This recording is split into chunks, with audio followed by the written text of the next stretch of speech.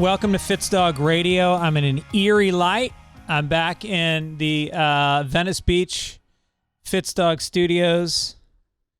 We got one of those social media lights over in the corner, which you can see. Look at my glasses.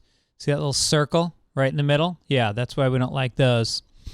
Very exciting. It's the college NCAA championships tonight. I will not be watching. I believe it's Michigan. And who are they playing, JoJo? Somebody. She has no idea either. We're not a college football family. We are a Catholic family. We're about praying, asking the Lord Jesus Christ to forgive our sins in deed and in thought. That's the thing around this house is we worry about our thoughts. That's what's important. That's what I was taught growing up in the Catholic Church, is if you think it, you did it. That's it. You didn't have to actually... I mean, how fucked up is that to tell a child that the thoughts they can't control are evil and will send you to a pit of fire forever? Want some dessert? No, Ma, I'm going to sit in the fetal position in my room and think about eternal damnation because I thought about stealing something. I didn't do it, but the concept crossed my mind. So I will burn until my skin melts forever. Oh, my God. Anyway, so college football, who cares? I watched pro football yesterday. It's kind of a bummer because my teams were all playing second stringers. I like watching the Kansas City Chiefs. Mahomes was benched. Kelsey was benched. They don't want to because they're already locked for the playoffs. So this was an extra game they don't need to win. So the Chargers, Herbert was benched. Everybody I was excited to watch, and so it was a boring day of football. But the wild card starts next week. I got the 49ers to win the whole thing. But who knows? Maybe the Rams will step up and take it all again, like we did a few years ago. It is weird, though, because when your team is locked for the playoffs and you don't need the win, how do you like to be somebody that goes, no, but you're still playing? We don't value you enough. We don't really care if you get injured. Just get in there and whatever happens, happens. Oh, what the fuck? That hurts. That hurts a little bit. I was out with my nephew when we went out I was thinking about Teslas because I have to buy a new car. Or I think lease. I've never leased a car because that always seems like a sucker's bet. It seems like you're paying them and you're not getting any equity out of the deal. Like, I've had my Prius for a lot of years. I own that shit out. Every year I drive it for free. There's no monthly payment. I drive it for free. And if I sell it, I get all the money. So I don't know about this leasing idea. But anyway, so I'm thinking about a Tesla. But then I went out with my nephew and, like, we had to charge his car. We had to drive, like, 30 minutes to get to a charging station. And then you had to park it overnight. And even when he came back the next morning, it wasn't fully charged because something wasn't done right. It's like, give me a fucking break. I don't need to live like that. We've got this kind of perfect invention where you put some dinosaur blood in there. That's fine. However that works, I don't know where they get the oil. I'm not an ethical person.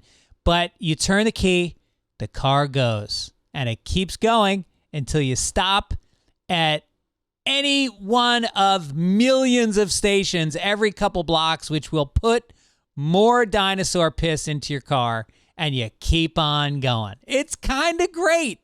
And now all of a sudden, I'm like a heroin addict looking for their next fix, not knowing, am I going to get caught without a bag of dope and get dope sick and get stuck by the side of the road?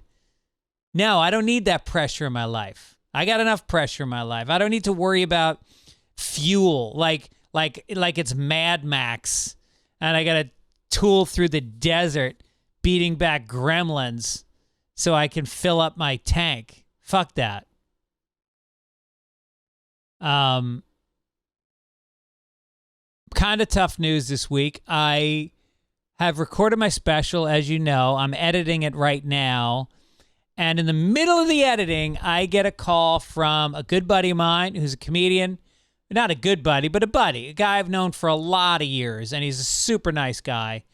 And he told me that he sent a friend to come out and see me this weekend in L.A., and that the friend came back and told him that I have the same bit as him. Now, keep in mind, as much as I've known this guy, I've not really, we're both headliners, so I don't really see his act, but somehow we have a concept that is it's more than similar. It's the same concept. And the beats are similar, and it's really one of those things where you go like, all right, it's not nuclear physics, this bit. It's pretty much sitting out there. It's an accessible idea. It's not that it's not a good idea, but you can see more than one person thinking of it. So anyway, he called me and he said, I've already done it on a TV show. He sent me the clip. And so I said I'd drop it. So I'm dropping it. So I got to cut it out of my special, which sucks because it's kind of the end of a whole long line of, it's a chunk of material. And this was like the out. This was the fucking act 3. This was the closer to that piece of the special. And I got to take it out. But it's the right thing to do. It's just what you do. If somebody else has the bit and they've already recorded it, it's their bit. That's it. And so anyway, we're gonna hang out next week. I'm sure we'll have a laugh about it, but it sucks because now I got to rework the order of some stuff in the special. But it will be coming out, I'm hoping, in March. That's the plan. I was out this weekend working on new shit, trying to build the new hour, and I met a comic who I got to say I was very impressed by. There's a guy, you may or may not know him. He's been on SNL for a couple years now. His name is Marcello Hernandez, and he is young kid. I don't think the guy's more than 24, 25 years old. Latino dude whose mother's from Cuba, dad is, I think, Dominican, and he's got material about his folks that is, it's original, it's funny, it's specific. He's got unbelievable stage presence. This kid is so confident in his own skin. I don't hang out and watch comics a lot, but he was on right after me, and I was like, oh, I've never seen this guy. And so I start watching him. Great dude. So I go to the green room afterwards, and bunch of comics are hanging out, Bobby Lee and David Spade. And so everybody seemed to know this guy. I'm like, how's he been in the business 3 years, and every single comic who's come in here has like given him a hug? So he's that kind of guy. He's like really magnanimous. Is that the word? Not magnanimous. He's got a lot of charisma. And he was very complimentary to me. He's like, I've always watched your stuff. I'm a fan, blah, blah, blah. So now I like him even more. And so we talked for a while, and I got to say, I got to start watching. I've not been watching SNL for a while. It feels like it's yesterday's news. Like SNL feels just fucking so manufactured. There doesn't feel like there's anything.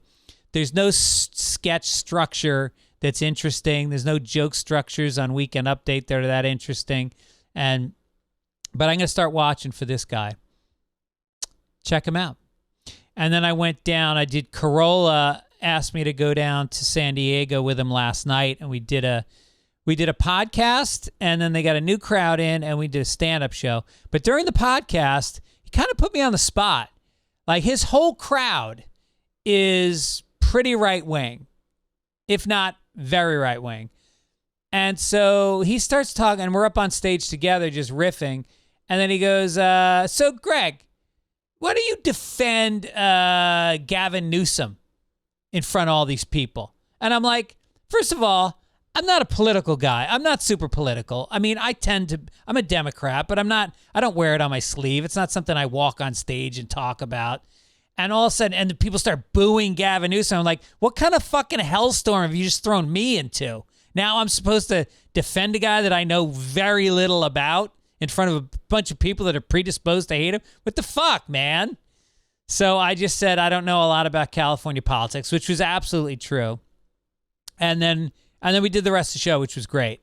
And Adam was so fucking funny. He's one of those prolific guys. Every time I see him, he's got new material, and the audience yells shit out, and he's always got good stuff on it. And so it was nice to do a gig and sleep in my own bed, which is nice.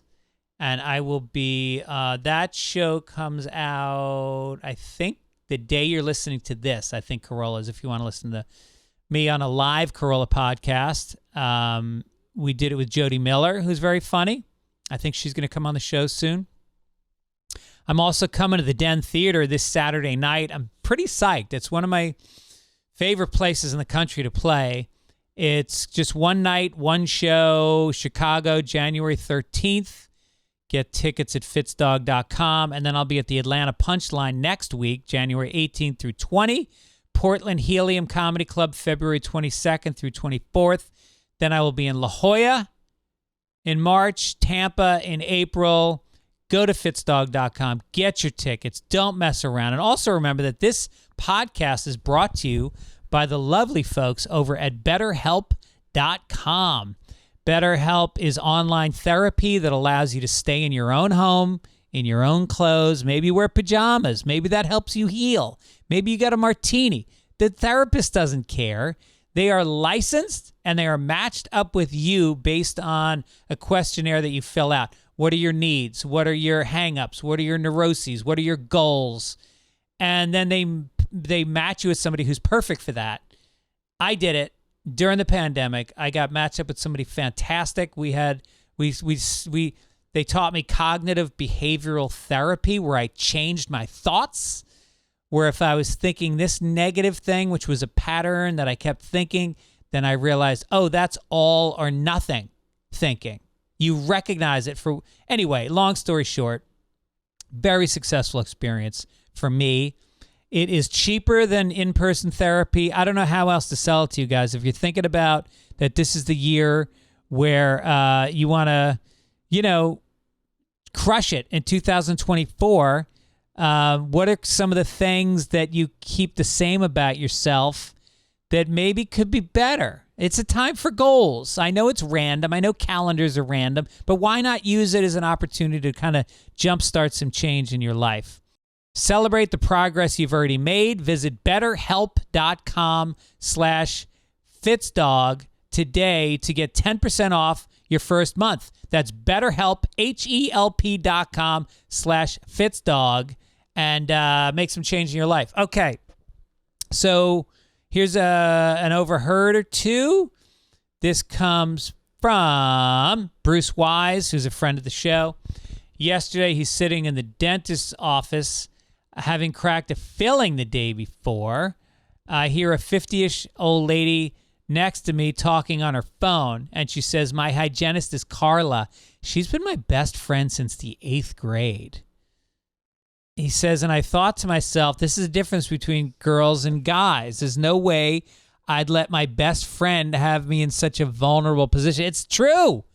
It's like, the mouth open in front of somebody. It's the worst part about going to the dentist. It's like pulling your ass cheeks apart. That is some tender flesh you're exposing. It's a lot of trust. I don't know about that. And especially, it kind of seems gay, because if you're opening your mouth wide in front of a guy, maybe he's going to put his dick in your mouth. I mean, granted, you're in a dentist chair, but he can get a stool. It's an opportunity. Guys see that as an opportunity, the open mouth. Maybe they're going to draw... If you're asleep, they're going to draw a dick on your face. If you're awake and your mouth's open, they're going to put it right in your mouth. So, no. I want a stranger to be my dentist. All right, this one comes from Thomas. This one's not an overheard, and it's not funny, but it was heartwarming to me because he said, I got 5 years sober a couple days ago. Very, very happy about that. Turned my life around like you wouldn't believe. I'm listening to the Happy New Year solo podcast this morning on my way to work. Thankful for your podcast and your humor and perspective that you gave me early on in my recovery. We talked a while back about going out while, so yeah, this is a guy who I've gone back and forth with about his sobriety. I've tracked his sobriety since he first got sober, and then he reaches out once in a while to kind of update me. He said, I can confidently say that it took years, but I'm finally comfortable with the whole process. It's not like I have confidence issues with the way I look or who I am, but it took a while to be comfortable around a bunch of people, slowly drifting into the interesting, fun, pleasure realm while I stay 100% sharp, always. Yeah, that's the thing is when you don't drink, everybody around you drinks and they get dumber and more emotional and false emotional. I don't buy it. I don't buy that my friend is all of a sudden hugging me and saying I love you. It's like, all right, then you're a liar. Either you're a liar because you never told me this when you were sober, or you're fucked up and you just say this shit to everybody. Either way, get me an Uber. I'm going home. So he says, I'm going out with my boys for steaks and cigars this weekend to celebrate the milestone. I wrote a speech and everything. Very proud of myself. Very glad to have someone like you I love listening to on a similar path. Thanks from the bottom of my heart. I hope I didn't bore you to death. Much love, Thomas. So congratulations to Thomas. I just wanted to give him a shout out and say, stick with it, brother. That's a long time. 5 years is great, and I'm not gonna say it gets easier and easier because it's challenging, but you found it, and I'm proud of you. So keep it up. Okay, let's get to it. My interview this week was with a guy who I'm good buddies with. We've written on a lot of shows together, and we've done a lot of stand-up together over the years. And he's a really smart, interesting, funny comic and a good writer, and you're going to love him. Please welcome Ian Edwards.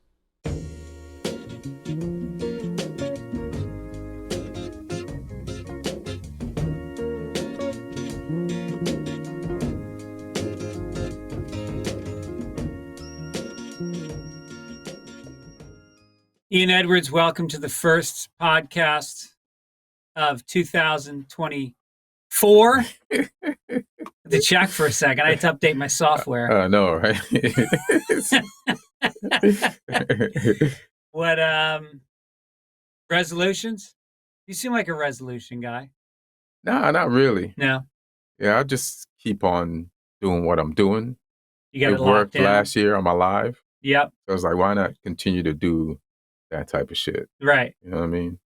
I was already kind of going to the gym. I was already kind of eating right. And that covers like 50% of the resolutions that people make. Right. And so I'm going to just keep doing that. I thought you were a workout in your own apartment guy. Yeah, I've done that. Yeah. And especially during the pandemic when everything was shut down, I've done that. Yeah. But then I probably hurt myself more working out in my apartment than I did at the gym. What were you doing? Push-ups and sit-ups? Push-ups, yeah. I think burpees? I wore my shoulder out. Yeah, I know. Yeah. Right. Can't be like putting all that responsibilities on my shoulders. I got to mix it up. No, the shoulder's supposed to just be it's basically a glorified joint. It's not supposed to be a major muscle. Right. You know, the bicep, pec, mm-hmm. My neck is fucked up. Oh, your neck's fucked up? Why? I used to play hockey, and I was small, and so I used to check people with the top of my head instead of my shoulder. Damn. And one time I did it, and I chipped the vertebrae in my neck.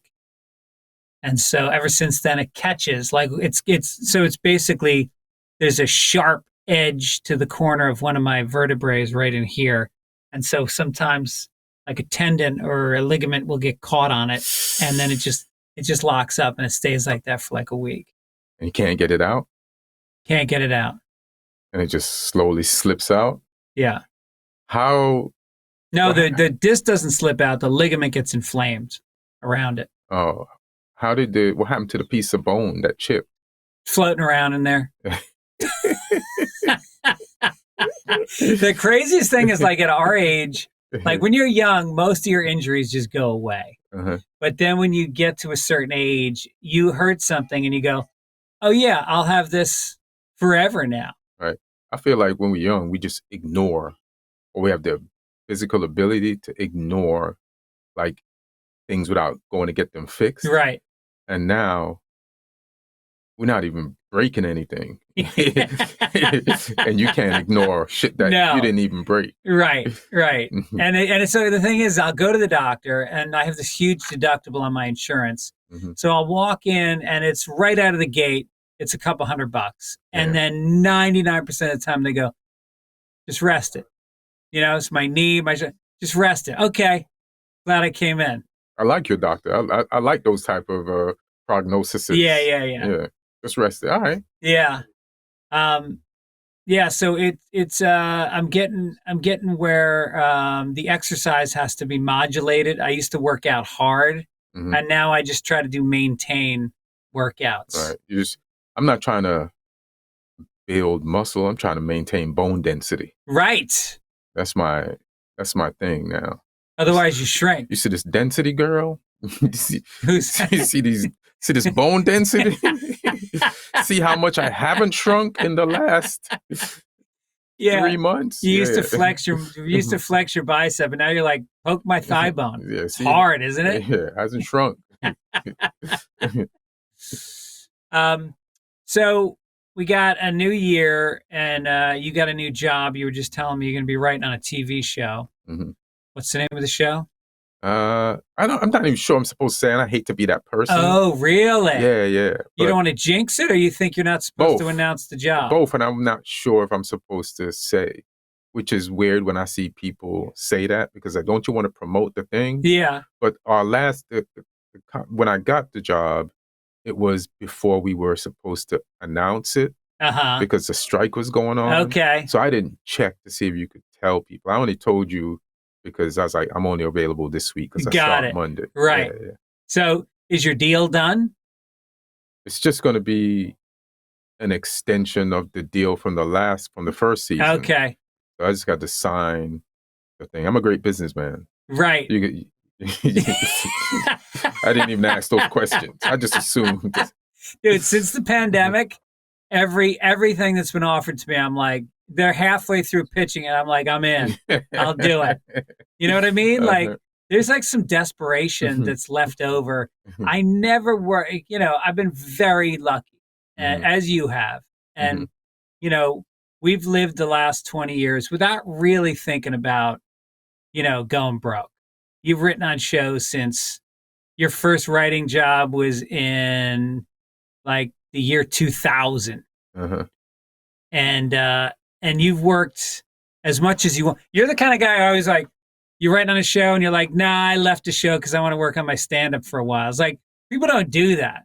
That's a luxury to have those choices. I mean, I would kind of do that anyway, you know what I mean? Just because I need to push the stand-up as much as the writing. Right.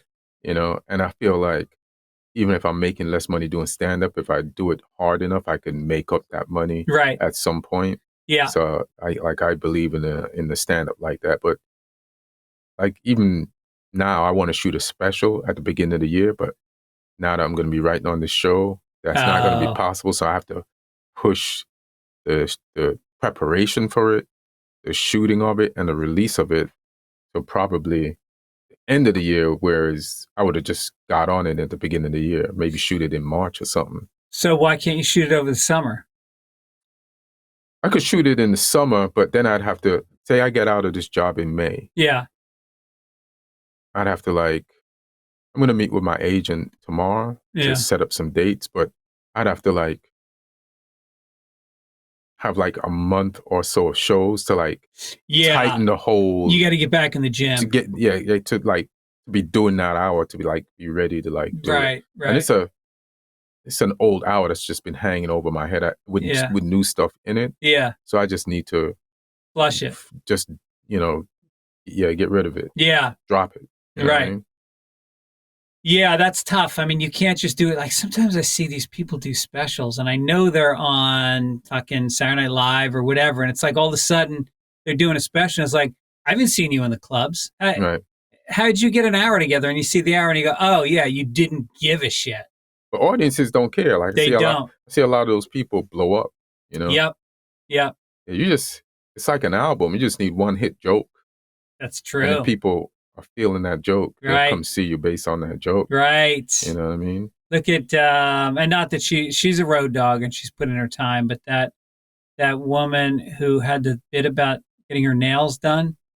Back in the day, like she that was her hit joke. That was it. But she built on it though. She was like, I like her. Yeah, Angela I like Johnson. Angela Johnson, yeah, and she put in the work. She has, but I mean, it is an example of somebody who went from obscurity to like headlining big rooms very fast. From when you needed like a TV set to like you got a hot bit that like launch you. Yeah, and if you like, that things changed. Yeah. You ever get a hot bit? What's the hottest bit you ever got on the internet? I got a bunch of hot bits, but I don't think I've ever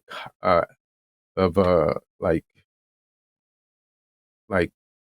capitalized on them completely. You know what I mean? Right.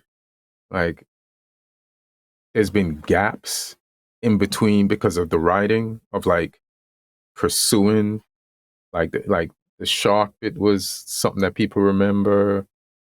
I got this bit that I did on Conan about Al Sharpton not being a good leader. I remember that. Bit about somebody spending 20 years in jail for a crime they didn't do, and then when they got out, they got a crime credit card because they've already done the time. It's time to do the crime. Yeah. There's a bunch. It's like a guy who's been in a bad marriage for 20 years, and he gets out, and he just wants to fuck everything. And they can, He can. Because he put up with a lot. Well, because the women know that he was married for 20 years, so they go, "Oh, this guy's he can commit." Yeah, he can commit. Yeah. They like that, which is something important. Right. Yeah. And this guy committed to 20 years in jail. Yeah, you did it. You did time for some shit he didn't do. So right. How else would you pay him back? Yeah, let him commit crime for free. How do you think? I think about this sometimes, like because when I'm on the road. Mm-hmm. I don't know why, but I'm obsessed with watching MSNBC's Lockup, where they show life in prison. Mm-hmm. I used to do that. Scares the shit out of me. It scares the shit out of me, but it also, I think it's kind of a metaphor for being on the road and like you're trapped in a hotel room and you're just doing the time, until the show. Naked and Afraid is my road hotel room show. Oh, really? Yeah. Do you get turned on by it or you just think it's interesting? Man, I just wonder why people don't bring bug spray. That's all I think about. You get to bring one thing. Yeah, sunblock and bug spray. Right. I couldn't survive the bugs. Yeah. I'm out on that. I know. Yeah. And then there's snakes and there's bugs that'll crawl in your ear and live. That is. Yeah. So when I was working on this show, what the fuck was it? Oh, it was Dana Carvey had a show. You didn't work on that, did you? First Impressions? No, but it was with Todd Yasui. That's why I thought maybe you did. So we had a studio, and our writing offices were next to the edit bays for Naked and Afraid. Mm-hmm. And the funny thing was, it wasn't blurred yet. Right. So you could see the people like squatting around the fire, but with their full genitalia splayed out. And they don't pick the hottest people for that necessarily. You don't want to see that. I mean, some of them get hotter as they starve. Yeah, right. I do Naked and Afraid for the abs. Yeah, right. But I don't think I'd last one night of bugs. Right. What do you? I'm on the keto diet. What are you doing? Naked and Afraid. Mm-hmm. So if do you think you could make it in prison? Nah. Nope. Straight up. You ever been arrested? Nah. Really? No shit. How dare you? What's this really no shit? I've been arrested like 3 or 4 times. I mean, that's the privilege of a white guy. You could just say that and just be out here talking about, I haven't worried about making any money. I've been arrested 3 or 4 times. I've been arrested once. I'm not getting no job. You get arrested once, you're going away for a while. Yeah. I get arrested once, my parents come down and bail me out, and I'm free. It's just Greg. No, we got a little carried away. Yeah, and you run out of money, and you're like, "There's nobody. I'm not getting the Chuck Sklar's not calling me up for a job out of the blue. A friend of mine, he was on parole once, so he had to go visit his parole officer. Yeah. So he asked me to come pick him up. Uh-huh. And he gets in the car. As soon as he gets in the car, a bunch of parole officers surround the car. And they're like, pull us over. And they're like, because you're not supposed to consort with a known felon if you're on parole. So they were assuming I'm on parole too. So they're trying to like just because you're black, fuck up his parole. No, and I'm like, nah, bro. Really? Yeah, they had to let him go, but they try to violate you. Yeah, they try to get you back in there sometimes. They want you in prison somehow for whatever reason. They don't make it easy. Yeah, right. So they had to just let us go. I'm like, you can't do shit to me. Yeah. I'm not on your records. Damn. Yeah, you can't do shit to him either. I'm just picking him up. It's right. the homie. Yeah. Right. What was he in for? He probably might have been drugs back then. Yeah. Right. When weed was illegal and shit. Mm-hmm. Yeah. Sometimes I'll ask the audience. It's amazing. I was in Milwaukee, Wisconsin for New Year's Eve. And Jesus Christ, these people, there's no hope in their eyes. Damn. So I would ask the audience, has anybody here ever been in jail? And fucking hands were going up left and right because they just, they just get stir crazy and they start getting drunk and driving home and they hit shit and they take snowmobiles and they run into fucking cars. Yes, this guy raised his hand and I go, what were you in jail for? And he said, domestic violence. Like, why would you say that? He's sitting there with a girl. Yeah, he hasn't learned his lesson, obviously. Yeah. What a way for her to find out. Yeah, right? Mm-hmm. Yeah. I mean, I think if I was in jail, I think I'd get through because I'd be the class clown. I'd be the prison clown and make people laugh. And then I'd definitely try that. Yeah. But who knows? Yeah. Because people in jail, a lot of people are emotional and sensitive, like they overreacted. Yeah. So it's like, how do you know clowning somebody won't make them overreact again? Oh, no. You got to clown the guards behind their backs. Oh, okay. Yeah. You just roast the guards. Roast the guards, all right. Yeah, and then maybe you do some sort of like, existential observation about man's isolation and loneliness. Do that in the yard. You're completely prepared for prison, Greg. I got my set ready. You have your prison set ready. I got to start working on mine. But thanks for these directions to go in. Appreciate it. Meanwhile, I probably like the biggest, meanest guy would be like, he'd be like, hey, you, you're funny. Suck my dick. No, you're supposed to protect me. I'm supposed to keep making you laugh and make your experience a bit. Shut the fuck up. Y'all gonna let him do this? Y'all was laughing 5 minutes ago. That's like what's funny about that last scene in the Blues Brothers when they're playing their music in prison, Jailhouse Rock, and everybody's dancing. They ended up in prison at the end of the movie. I can't remember this. Yeah, I mean, their whole goal was just to get the $10,000 to the state treasurer so they could save the orphanage, and they didn't care about getting arrested because John Belushi had just gotten out anyway. He was going back, right? And so they got to the treasurer's office and they paid, and then the building it's at the time the most expensive movie ever made. Do you remember that fucking car chase? Yeah, kind of. I remember them driving and speeding. It was kind of like what's that show that used to be on TV with the Confederate flag on the car? Oh, Dukes of Hazzard. Dukes of Hazzard. Yeah. But when I watched the Blues Brothers, I was like, this shit is whack. Yeah. I never really thought it was that good, but I know it was a classic. That and Animal House. Yeah. Animal House I did like more, but Blues Brothers, like, yeah. Yeah, my son felt like that, which is so strange to me because I think Blues Brothers is top 3 funniest movies of all time. Because of how you felt when you first watched it. I think I watched it past its prime too. Yeah. So right. That's why, like, I didn't watch it like when it first came out. Yeah. Yeah.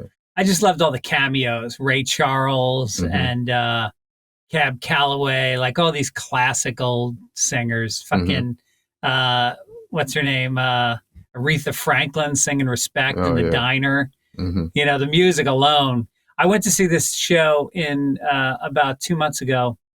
You know the Bourbon Room in Hollywood? Yeah. You ever perform there? Dope room, yeah. Yeah. Great room. Yeah. So they had this show one night where they showed the Blues Brothers on this huge screen, but they had a 10-piece band.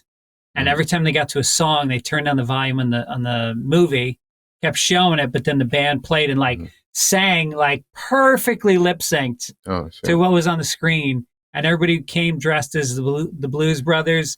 People danced. That's like the Rocky Horror Picture Show version of the Blues Brothers. Yeah. That's exactly what it was. And it was amazing. It was great. Just one of the most quotable movies. What's your top 3 comedies of all time? Comedies? Let me see. Something About Mary's one of them. Some Eddie Murphy movies, like when Eddie Murphy like Trading Places. 48 Hours. 48 Hours, you know. Now I'm going past 3, but I remember the first Scary Movie was hilarious. I'm Gonna Get You Sucker. I saw it in a black movie theater in Queens. That's how you do it. That was like, that's like, you know, you just mentioned the Blues Brothers and the music and everybody dressed up. Yeah. Like going to see like a movie like that back then, like I'm Gonna Get You Sucker in a regular black movie theater was the black Rocky Horror. Right. Because everybody's going to participate and enjoy the movie. But that shit was funny as shit. You almost need to watch it with the camera on the crowd watching the movie, like Mystery Science Theater, like in a Harlem movie theater watching Friday night. Yeah, is it Friday night or Friday? Friday. Yeah. Whatchamacallit? Like I always like, because I'm in the business and I want to see like the impact of something, you know, so whether the movie's good or bad. Yeah. Like I'm always like looking at the audience while I'm watching the movie. Right. You know, like there's some movies where people stay after for the credits. Yes. And they're not like, like people do that for Marvel movies. Yeah. But when it's not a Marvel movie and people doing that, that's when you know that shit hit. Right. Like, they don't want to leave. They don't want to leave. They don't want this experience to be over. Yes. I remember, I hate musicals, but I remember seeing Chicago in a movie theater. Yeah. And people acted like it was a live play. That's how hard that shit slapped. Right. Like people were like, some of the songs got a standing O. Like we're in the middle of the movie. This shit ain't over. It's not the end. Right. And I'm like, damn, these musicals can. I've only seen a musical do that, so I got to respect musicals. I remember that. I think BB Newworth was in that. I mean, look, musicals are very powerful. You know, like there's that Maestro is out right now, and Bernstein, Leonard Bernstein. I saw that, not in the movie theater, but at the crib, and I thought it was fucking horrible. You thought it was horrible? Well, here's what got me. I full disclosure, I watched 15 minutes and then I walked out of the room. My wife and her brother were watching. I don't like somebody smoking every frame of the movie, just constant, and it's like an extreme close-up. So it's dangling from his mouth. He's exhaling through his nose and his mouth. It's just, it was too much. Right. Don't smoke that. I get it. You smoke. And then also, I didn't like see, we're gonna make a musical. That was the time though. That's how they spoke. Did they? Yeah. Do you think they really did? What was it? The 50s or the 60s? No, I think it was like the 40s. Yeah. So from my historical recollection of Living Color sketches, there was a white woman on Living Color, and she used to do talk in that voice when she did sketches from that time, from black and white. Yeah. But I'm not crazy about it either. I'm not mad at it either. I felt like I didn't know he was like that. If you watch the whole movie, you'll see like, oh shit, this motherfucker, I had no idea.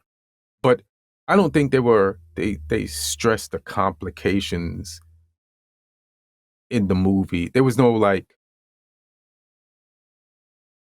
traditional act 1, act 2, act 3, where it starts and you get this problem, you have to solve this problem. So I kind of did like, and was surprised that they didn't like try to like create some type of a structure, a typical structure with some type of thing that he kind of had to overcome. Right, like right. all the difficulties. Yeah, they were some, but they were like just smoothed like butter on bread. Like, yeah, my wife said that her issue is they tried to. And biopics always get in trouble with trying to cover too much. mm-hmm. They got to cover every aspect instead of a good biopic picks one moment. And they explore that, and you get to know the person's life through that, rather than trying to do their childhood and their fucking, and he had such a full life. I think they wanted to get to it all. Right. But, then the structure goes out the window. Yeah. It made me feel like he was more of a regular person than I would have thought he was. Not that I even thought about him before. You didn't think about Leonard Bernstein a lot in your life? For some reason, it's crazy. No. It's like Chris Kattan. Like, he's around, but I just don't think about him enough. Damn, bro.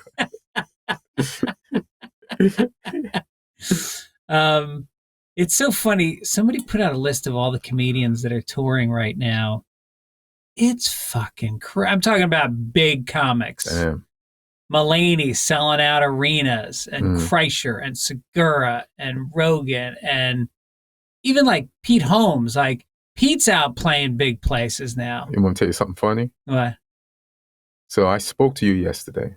Yeah. I was at the Starbucks on Hillhurst. Yeah. I leave there, I went to Lawson's. And I'm in there online, and I run into Pete Holmes. No shit. Yeah. And we start laughing. Yeah. And then, which is it's all coincidence because I wrote on Crashing, you wrote on Crashing. Yeah. But the significance of Lawson's with me writing on Crashing is like, I don't know if I ever told you this, but it was around Oscar time. So it was around the same time as when I got the job as this year, as now. Yeah. I was in Lawson's. I was going to watch which Larson's? The one in Los Feliz. Is it a restaurant? No, it's a supermarket. Oh, okay. So it's a supermarket. Yeah. And I was in there. I was going to make popcorn and have some friends come over and check out some screeners. Yeah. This is a few years ago, before the job on Crashing. So I'm looking for salt, and I bump into Pete Holmes. Right? We start joking around, and after we joke around, I go home, make the popcorn. Everybody turns off their phones. We watch Moonlight. Right? I think that's the movie we watched.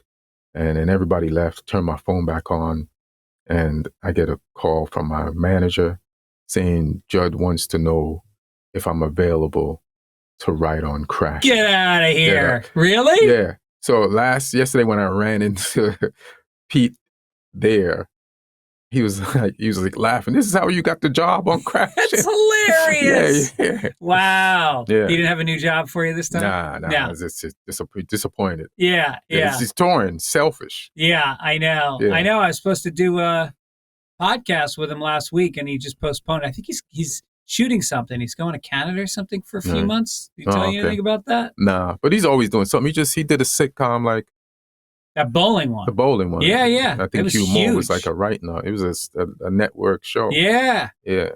And then you know how I got the Crashing job? I was at the store one night, and Judd was watching me. He was on before me, and then he sat around and watched me, and then we walked outside, and he goes, "Hey, you wouldn't be interested in writing on Pete Holmes' show Crashing?" And I was like, because I was there. I got there the second and third seasons, and I was like, I think I got there when you got there. I got there the second season. Okay. I thought you was there this first season. No. Too. All right. And I was like, yeah, and I started like a week later. Yeah. That's the thing about stand-up. I always feel bad for young writers that are like, hey, how do I get a writing job? Do I write a spec script? And I was like, nah, I just do stand-up for like 20 years, and then it'll just come to you. Yeah. That's why there was a time when I would have stopped doing stand-up. Yeah. Because I just came out here, I was getting writing jobs, and you were just tired of doing stand-up a little bit. Yeah. But I was like, that's how I got writing jobs. Every writing job I've ever gotten was through stand-up. Right. I shouldn't say every, but I mean, I never wrote a spec script. Never? I don't think so. Yeah, shit. No. I did. Like, I got the Boondocks from stand-up. Like, Aaron Magruder saw me in the club, like, whatever, Sunday night at the Laugh Factory or something. And you know, when he got the show going, hit me up. Nice. You Is know? Carl Jones the head writer on that? Yeah, Carl was like an artist on that at first. No shit. And then he stuck around and then moved up. Like that, I think that was his first job. Damn. Yeah, but he was just always like in it. You know what I mean? He's a funny dude. Yeah, funny dude. Like, yeah. Even the way he told me he got the job with Aaron Magruder, like him and his wife were in town visiting. They were on Melrose. You know, he saw Aaron Magruder and his order admired his work. And his wife was like, you should say something to him. And he did. Yeah. And Aaron hit him up.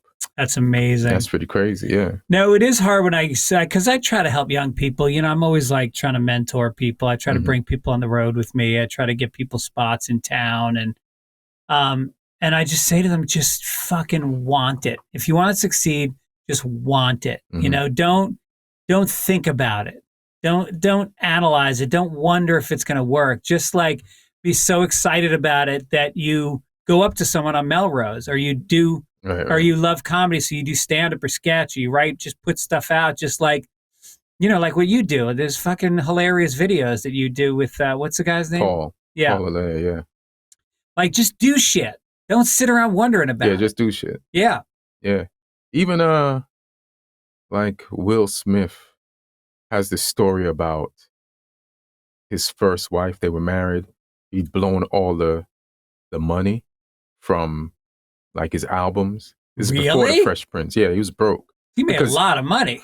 Yeah, but he forgot about taxes. Yeah. Yeah. So then he was like home, and his wife was like, you got to go do something. And he's like, what I got to do? Where should I go? And say, just go. Wait, so he had already done Fresh Prince at this point? No, this was before the Fresh Prince. So she told him to go hang out. She's like, where are people at? Yeah. Hanging out, like in the industry. And it's like, there's always, Arsenio Hall show was on at that time. So she's like, just go over there and hang out and see what happened. Then he ran into like his manager there. I think, what's the name of that guy? He managed a lot of people. Oh, I know. Who introduced him to Quincy Jones, and Quincy Jones gave him the show. Yeah. And then, yeah, it's just like he just went where it was at. Damn. You know what I mean? Yeah.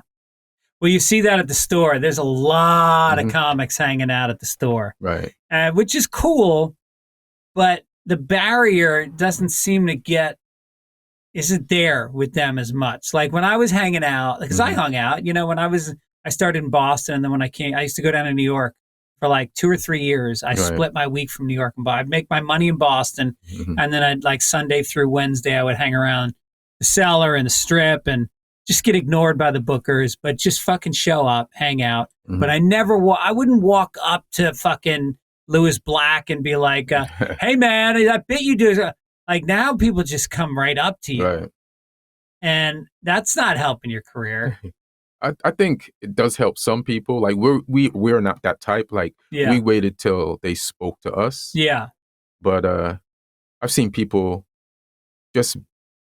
I think comedy's like that thing that like you said, you don't know how to tell somebody who's not a comic how to get a writing job. I wouldn't either. But it's easier if you're a comic or in the vicinity, because now once you're a comic, even comics who are successful see you as like a part of the family. Yeah. Because you've gone through or are going through some of the things that they've gone through. Right. So then they kind of accept you. Comics are open, and they're also against you and open to you at the same time. Right. So it's like you could see some of yourself, or they see some of themselves sometimes in somebody young that's starting out, and and then they'll start talking to them, listen to their story, whether you're a door guy, you're just an open micer. Yeah. And at least, like, I don't know how, if you're an actor just starting out, how you meet bigger actors that can help you. Right. But if you're a comic, you can meet bigger comics who might, like, you know what, let me let this person open for me once or twice, or have them on my podcast. Like there's, I don't know how actors do that, but I know how comedy can, like, you could be at the entry level, but know somebody at the top. Right. You know what I mean? And they know your name. Right. If you're an extra on a Will Smith movie, you're not talking to Will. You'll be fired if you try to talk to Will Smith on a movie.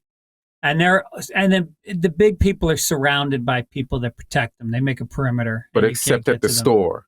Yeah. Like nobody's coming there with their bodyguard. Nobody's right. And you're a comic, you can say hi, they can say hi back. Yeah. And, if you work a lot, you're parking somebody's car, but you're a comic, so you're interacting with them. You do that a bunch of times. Yeah. You become familiar. Yeah. Or you work at the door. Mm-hmm. Or it's just, Because really the thing, like the first step is trying to get stage time, any shit stage time you can get, which is just really hustling and really putting yourself out there. But that only takes you so far. And the next level is exactly that. Somebody's got to give you a break. Someone's got to take you on the road, because you're only going to get good when you start going on the road and doing 5 shows in a weekend where you get to do 15, 20 minutes in a row and get to know the room. And then from there, anything can happen at that point. You look at Jet Ski Johnson. Yeah, exactly. Like she's working at the store. She's a door woman. And then she gets familiar with Bobby and Santino because they're there. Now she's on their podcast. And like she has a name now. Now she's headlining clubs on her own. Yeah, headlining clubs on her own. And it's just like comedy does that for people. Yeah. And comedy audiences are looking for the new, what's next? Who's next? It's just like, I think I'm next. I think I'm next. I think every comedian, if you don't believe that you're next, even if you've been around, then you should stop doing stand-up. You have to believe that around the corner there's some pop that's coming for you. Yeah. So have you made it as a comic as much as you wanted to as a comic? I don't think I have. I haven't.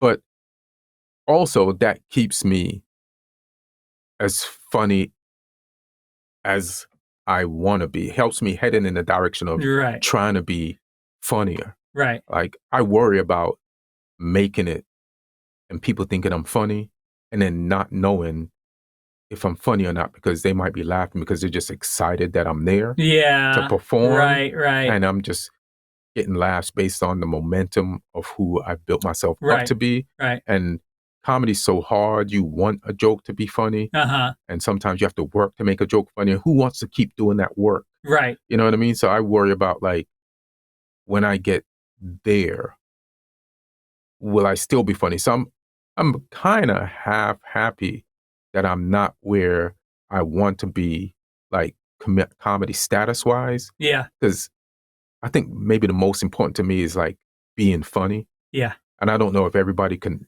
tell if their levels of funny is dropping off or not. I might not be able to tell.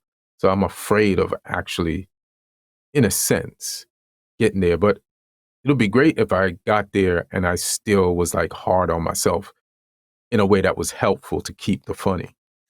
Yeah, I'm always impressed with people like Bill Burr. Who just still grinds. Yes. He's always got new shit. Like I saw him the other night and I was like, what the fuck are you so happy about? He's like, oh man, I got these 3 new bits that fucking pop tonight. And like, that's it. It's the only way to cheat on your wife. It is. That's right. It's the only way you can legally cheat on your wife.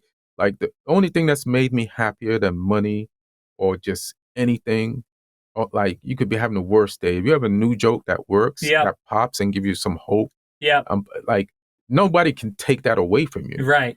Audience laughed at a new thought you have. You still got it. Yeah. And it's just something that's not tangible that the rest of the world doesn't have, that we as comics, we got that shit. Yeah, it's a confirmation that because if you're doing the same shit, because, I've gotten into ruts where I don't have much new stuff for a while, and I can be on the road and I'm doing my set and I'm just in the middle of it going, man, you're fucking mailing it in. And I start to wonder if I'm even funny. Mm-hmm. And then you do that new bit and you go, oh yeah, like you said, yeah, I am funny. And I think you're right about being hungry. When you're still hungry for it, then like my New Year's resolution is to write for an hour a day. Okay. Every day I write stand-up for an hour because, that's not a lot of time if you think about it. It's 1 hour out of your day, but you know what that hour means. Yeah. You might go through your notes and see a bit that you had done 2 years ago that you forgot about, and you didn't crack it the first time. You didn't figure it out, but you still got that premise. Right. And now you look at it again and you go, oh no, here's the way it should go. Right. Or you didn't know you cracked it. You thought you didn't. You look at it again with fresh eyes and you're like, wait a minute, this is good enough. You know what I mean? Right. excuse me. But yeah, like writing an hour a day is actually enough. It feels like it's not enough time, but I always felt like if you had one new tag a day, Yeah. or one new joke a day, it's 365 days in a year. Yeah. That's 365 minutes Right. of new funny shit. Dude, that's achievable. 1 minute a week is a new hour special in a year. That's 52 minutes. That's 52 minutes. Yeah, right. Yeah. Right. Yeah. 100%. And when you come up with a new bit that's really got some meat on it, that could be 5 minutes right there. And you can come up with that. And those are the kind of bits that usually happen. I kind of had this epiphany about writing recently, which is I can only draw the lines when I sit down and write in my house or my office. I can do the outline, but I got to color it in on stage. That's when you realize how many beats there are to it, because you get that first hit and they like it and you're like, all right, I got them on the hook. Now, how much can I push myself, and how much you get greedy for that laugh? Right. And so in that moment, all your creativity is just flooding your brain because you're fucking, you're so hungry to get more out of this bit. Right. That's why I tape every set, because you never know when that's going to happen. And I listen to them too, like at least on the way to the show. Like I haven't been writing like you, like an hour a day. But I think now that I started this job, when I start on Monday, the job, I wasn't going to take the job because they want you to come in. And we've been doing it on Zoom. So, are you serious? Yeah, man. I turned down a job that wasn't on Zoom before this. Really? Yeah. Damn. I turned it down. They wanted us to come in. And I was like, why can't we just do it on Zoom? And I was like using the pandemic and COVID to my advantage. Yeah, well, nobody took COVID more seriously than you did. You were wearing the mask when everybody else stopped. Yeah, I mean, but I wasn't even worried about COVID then. You know what I mean? I was just used as an excuse to get out of it with my agents and with the person who interviewed me for the job. Yeah. I was like, I'm not going in another room. Like, we could just do it easily at home, avoid traffic. And so then this one, the first season I did was on Zoom. So I took the job, and now they want to meet. And I was like, and the EP lives on the west side. So, it's just like, in my head, I'm like an hour there in the morning and an hour back plus from 10 a.m. to 6 p.m. How am I going to do stand-up? Add those 2 hours onto that. That's like, I'm going to, but the job's on the west side? Well, that's what I thought. Oh. Because that's where the EP lives. Yeah. And normally the room that you write in is near where the EP lives. But luckily, so I had to meditate on that shit. Yeah. And I took the job. I was like, it's from January to May. After that, you can do stand-up for the rest of the year. Get your health insurance. Get health insurance and, take care of yourself financially. Yeah. I was like, all right. Because the plan was to like put out a special and, and pursue the stand-up. But then luckily the room ended up being near my crib. Nice. So those 2 hours that I was worried about.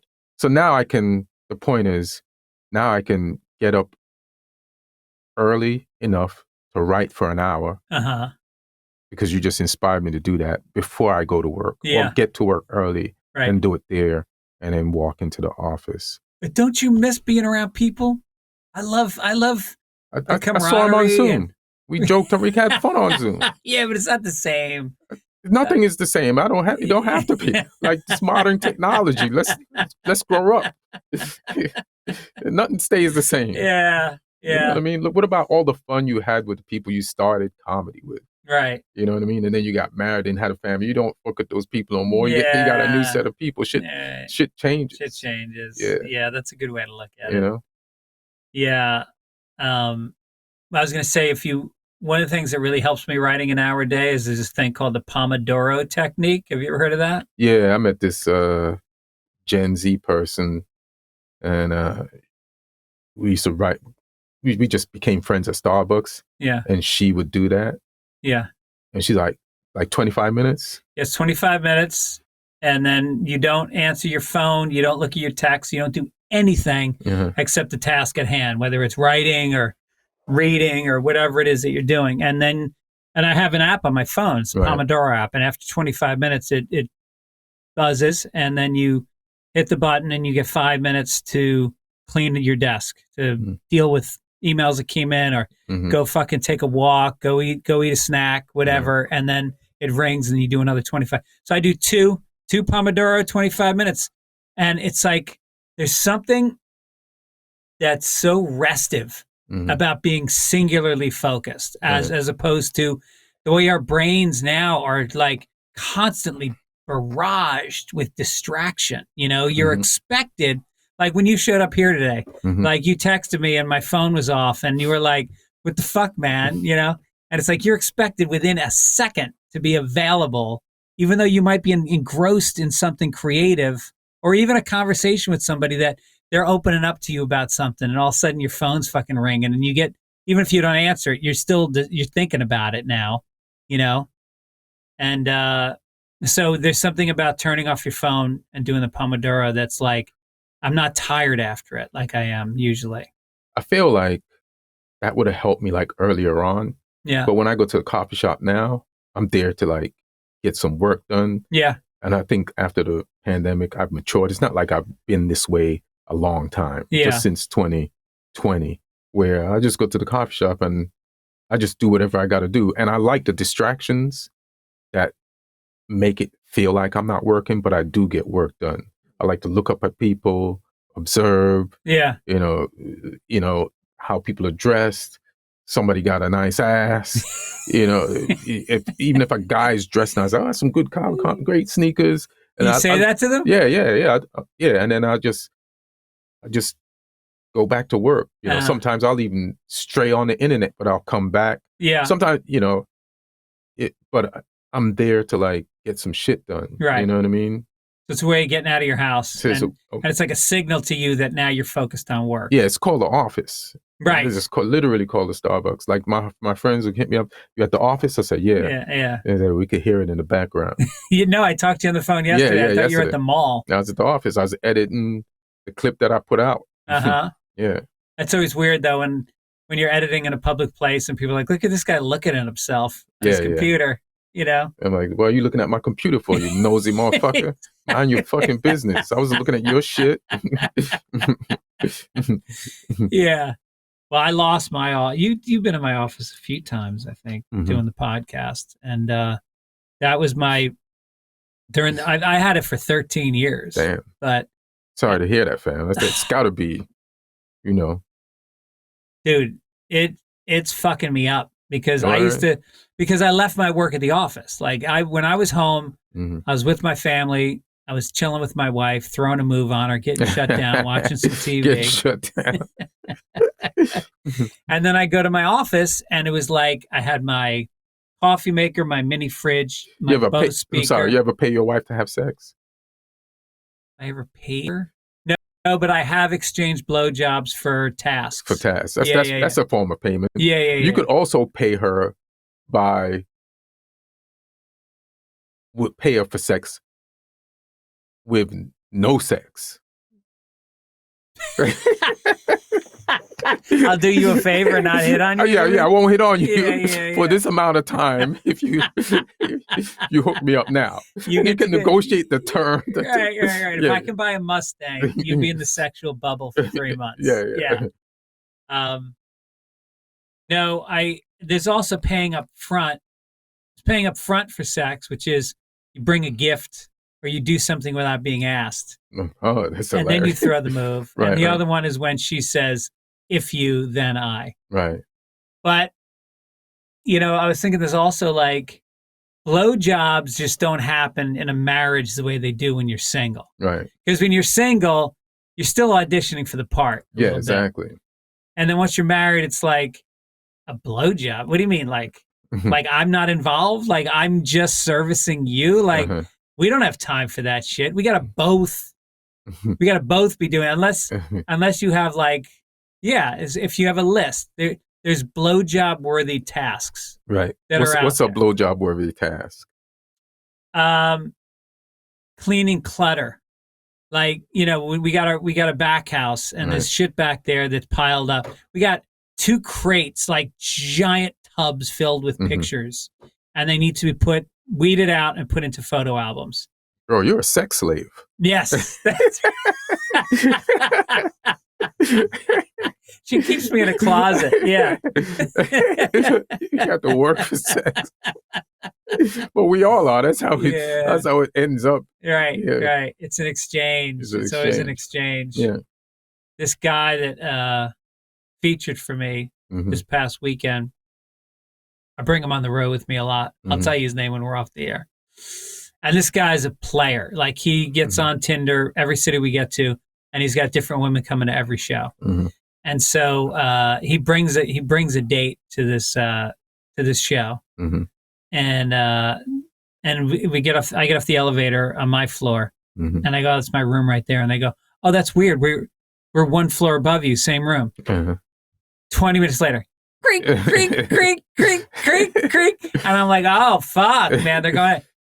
40 minutes later, creak, creak, and not creak, creak, like creak, creak, creak, like going. If he was a real comic, he would have been fucking with you. He would have been like, let's both. No, he's a comic because the first thing he said when we got in the green room with the girl there was, "We didn't bother you today, did we?" And I just started laughing. I was like, "Dude, what?" I would have been like, "I didn't hear nothing." Yeah. No, what would you do? No, I didn't hear nothing. I was like, "Are you rubbing it in my face? Because that's not married sex. That 40-minute friend." And it kept going all weekend. We may never see each other again, sex. Right. We just met, and we may never see each other again, sex. So let's get as much of this in, because you live somewhere, I live somewhere. Fuck it, let's go for it. And it's also younger sex. Right.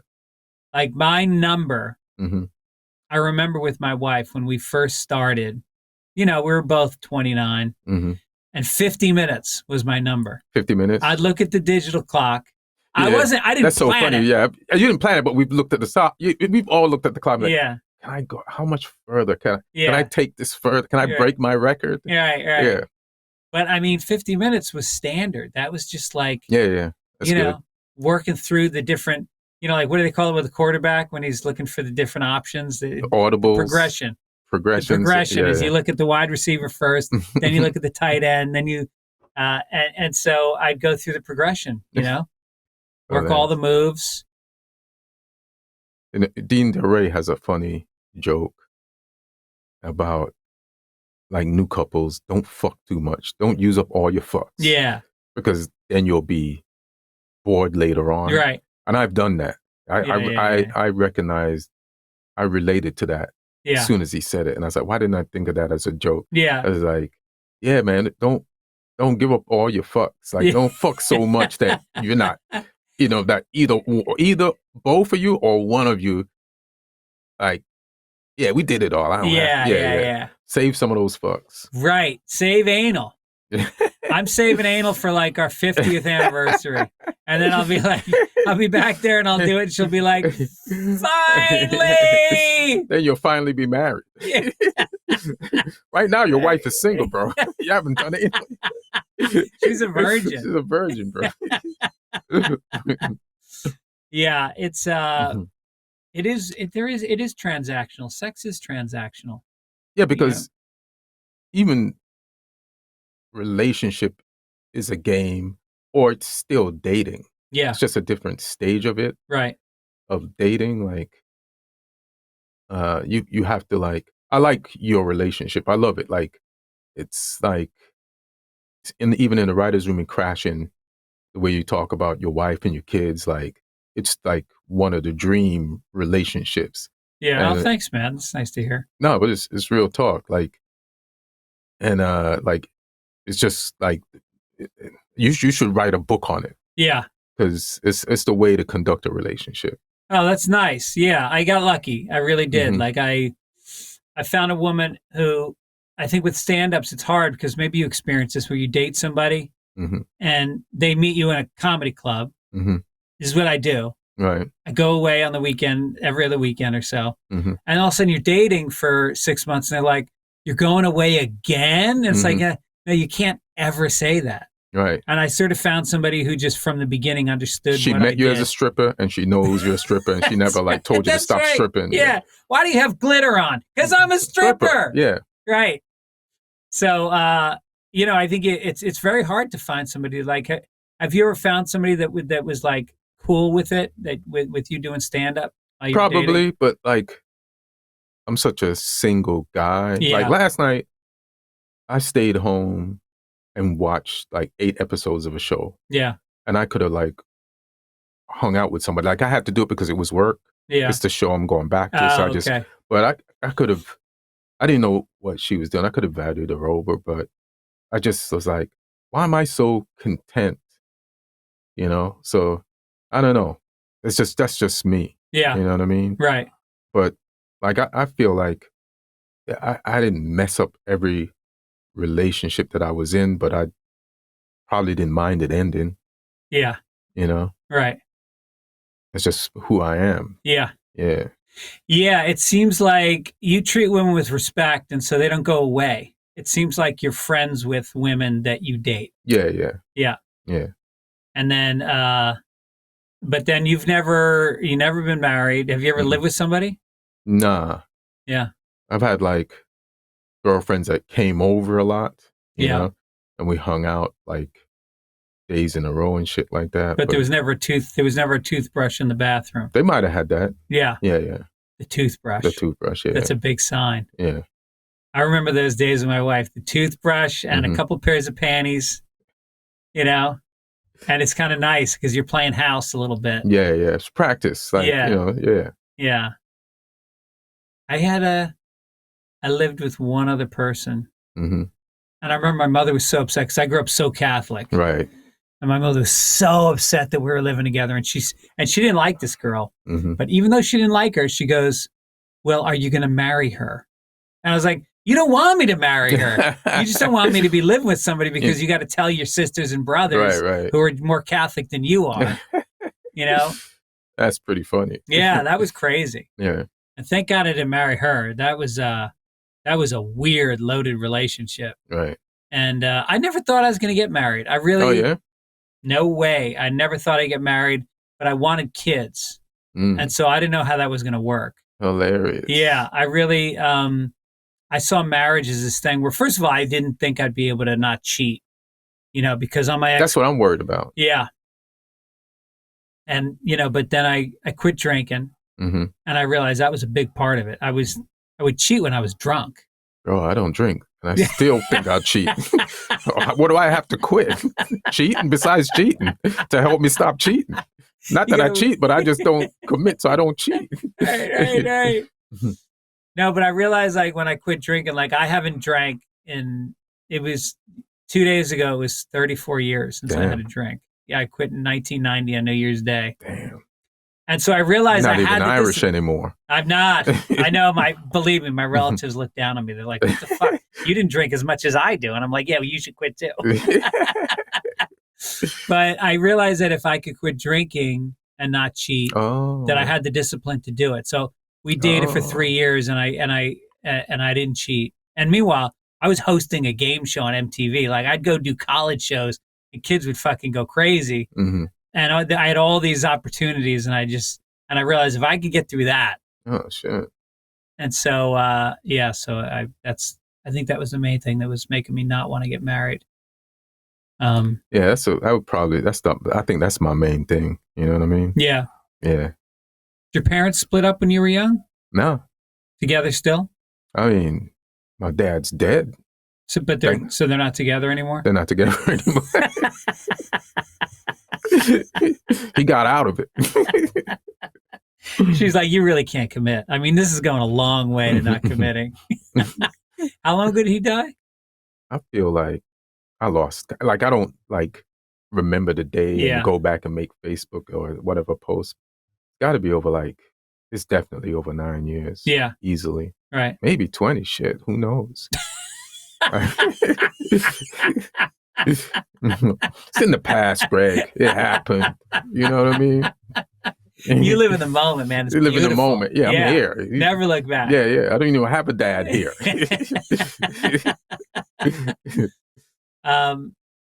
Were you close to your dad? Yeah, we got close after I left. Mm. I don't know if I told you this, but my mother used to get the New Yorker. She used to work for these rich people, so she'd bring home the New Yorker. And I was living in LA at the time, but I'd go back to Long Island to visit. And in one of the New Yorkers, you ever have a tough time talking to your dad, having a conversation? Of course. Like we weren't like affectionate, we weren't mean or anything. Yeah. We be in the same space, but not really talk. Yeah. He did like the Knicks, and we both would talk about that. But then, what else do you talk to? Because back then, adults were adults and kids were kids. It's not like now where people are more friendly with their parents. Yeah. So, this is the person that used to whoop your ass. Right. Right. So we're going to talk about, So in this New Yorker article, this guy that wrote the article, he had a tough time coming up with conversations with his grandfather. And he's like, what do I talk to this person about? There's this generation gap in there, and we're different, but I'm supposed to be able to communicate with him. But then he realized the grandfather was a connection to his grandfather's father and his grandfather's grandfather, and like the connection to the story of his family's life. Right. So then he would just ask his grandfather about his life and growing up in the past and learn all these things. So then after I read that article, then I would just ask my father about like growing up in Jamaica, in the 60s, 50s, 40s, whatever, and just life and, his brothers, and he'd just tell me everything. Wow. So then we just kicked it like that. That's nice. Yeah. Wow. And how old were you at that point? Shit, like at 30-something. Do you remember all that stuff? Yeah. Even my email address is, my father used to have a sound system with his brother, and they used to call it Waddle Sound. So that's that's the name of the, they used to go out and play, like basically DJ. Yeah. And that's my email. Well, you're going to get a lot of emails from my fans now. Yeah. They just got to figure out if it's Gmail or... They'll never guess Hotmail. Outlook. You're the kind of guy that's still on Hotmail or AOL. AOL, baby. Yeah. For life. So what was life like for him in Jamaica? It was just like I found out like the order of like him meeting my mom. They knew each other in Jamaica, but then he moved to England independently and he met her there, and they got into a relationship. You mean there. They knew each other in Jamaica, but then they both separately went to England, right? And then reunited there, right? Oh, wow! Yeah. Like finding out the order of that stuff, and just like he went away to school to learn electronics and stuff like that. He went to a boarding school, and they had to pay him just working. And Jamaica had no electricity back then, not everywhere. Yeah. So just like that type of a lifestyle. And so he went to a boarding school in Jamaica. It wasn't really a board school, like a trade school, but it wasn't one close to him, so he had to go to that. And I think my father's brother went to that too. So then he, and just like how spread out everything was. Right. It's not as like, what's the word, fluent as it is now, or easy. Like you can't Zoom, you know what I mean? You got to go somewhere else to learn something or do something, and then come back months later. Yeah, you know what I mean? Like, learn about that life. And there was no fucking highways back then. It was all just like roads. It's just a one-way street that both cars drove on both ways. I was in Ireland this summer. It's still like that. It's like, they just put highways into Ireland in the last like 10 years. It used to just be fucking roads. Damn. So, and then what was your mother's background? She wasn't as open. She's like, what are you asking me all these questions for? Oh, no shit. She acted like I was wearing a wire. Yeah. She's patting you down. Yeah. But my dad was more open to her. So then I didn't ask her, but we just talk about regular stuff. You'll find something. Yeah. Yeah. Yeah, me and my mom, like, my dad died like 30 years ago, and we never talked about it. I know. It was fucking, I'll tell you the date, too. Damn. Can I tell you? June 3rd, 1993. So, yes, it was 30 years this year. We never talked about his death. He had a sudden heart attack. They were out to dinner, Mm-hmm. He was 53 years old. Mm-hmm. And she was there. She watched it happen, and she waited for the ambulance, and, and the whole thing. And like, it was very traumatic for her, obviously. She was very in love with him. They Mm-hmm. had a kind of a beautiful marriage. And we never talked about the real feelings about what happened that night. And then on the 30th anniversary, or I went down and visited her Mm-hmm. a couple months before the 30th anniversary. Mm-hmm. And we watched an episode. Do you watch Succession? No, I'm supposed to. I will, though. Well, there's a scene where, I won't spoil it for you, Mm-hmm. but there's a scene where somebody dies, and it was very similar to the circumstances of my father. Shit. And we both started crying. I mean, I was crying hard. Damn. It was so exact. And it opened us both up, and we talked for 2 hours about the details of that night. And it was like, I mean, we needed that TV show to happen to open us up. Right. And it's just fate that it happened at that time. Old school. It's fate that it happened at that time, or didn't happen. It's fucked up fate that it didn't happen sooner on a show that you both was watching. Yeah. That's pretty touching. I was going to say something related to that, but I can't remember what it is. Well, it is weird. It's because when somebody dies, there's so much, you protect yourself so much that you shut down your feelings and your thoughts, and you don't communicate. I do that when people are alive. Yeah. You just try to get past shit, And it is amazing when you see, like, men especially. I don't know why men shut down more than women. Because we're kind of raised that way. Yeah. You see it in movies, like the way you're supposed to be as a man. Right. Like, I hear a lot of women, a lot of feminists saying, women are told this and women are told that. And I was like, hey, I hear you were told that, but we were told shit too. Right. That ain't healthy for us either. Right. It's not like this one-way street of just the world just telling women the wrong thing. Yeah. Everybody's being told the wrong thing. Yeah. And we're all being, like, programmed to be a certain way that's probably not as healthy. It's like, it feels like almost like there's this race to be the most downtrodden and to be the victim. Yeah. And it's like, hey man, like, shit happens to everybody. Like, yeah, we hold our emotions in, and even if we open up, we might get shit on for that. Yeah. Right. Right. And I think that, I guess biologically, men had to be tougher because they were warriors or they were hunters, but that shit's over. Like, there's no biological need for us to be as shut down as we are, but it just continues on because your parents teach you. I mean, my father definitely taught me to be tough and not, Did you get along with him? Did y'all kick it? We were close, but he also, like your dad, like, he used to beat the shit out of me too, which was very weird, to be close to somebody and trust somebody, and then all of a sudden they are trying to physically hurt you. Right. But he would beat me because I did something wrong, or he thought I did something wrong. Yeah. Which I never felt like it was abuse, or maybe that's wrong, but it made me, like, know wrong from right. Like, if I'm not getting hit for doing something right, then I'll just do something right. It's not like, I did feel like, I was like, damn, at one point, like, when these beatings gonna stop? Yeah. And then it did just stop. But, it's like, you're a kid, you're gonna fuck up. You know what I mean? Right. But they're also doing it to protect themselves from you doing anything wrong on the outside, beyond their control. Right. And then somebody doing this to you in a worse way. Right. And they have to hear this news of, like, a lot of things parents do is for themselves. Like, your mom saying, are you going to marry this girl, which you shouldn't marry, and she knows you shouldn't marry, but of how it looks to the people, family, to her, how she looks, you know what I mean? So a lot of parents are concerned subconsciously about, like, themselves. Like, they want you to be safe so that they can feel safe, that you're safe. Right. You know what I mean?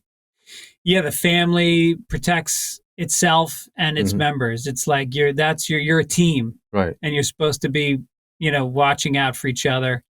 But I don't know. I'm not with you on that. I think that there's other ways of No, changing behavior in a kid than beating them. Yeah, probably. But like you, how did you raise your kids? That's what I'm saying. You should write a book on this shit, man.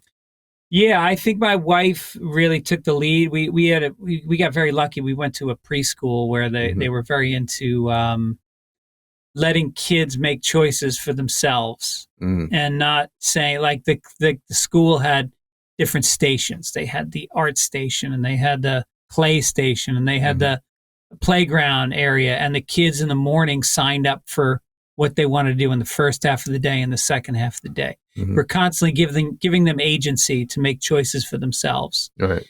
And it kind of set the tone for letting them guide themselves and hearing their emotions and not overpraising. Overpraising is fucking horrible for kids. Yeah, it is. Johnny, you're so good. Like, sports games where all the parents are fucking over cheering on the side. It's like, let your kid score a goal and feel good about it himself. Don't put it in his ear that he needs your approval. Right.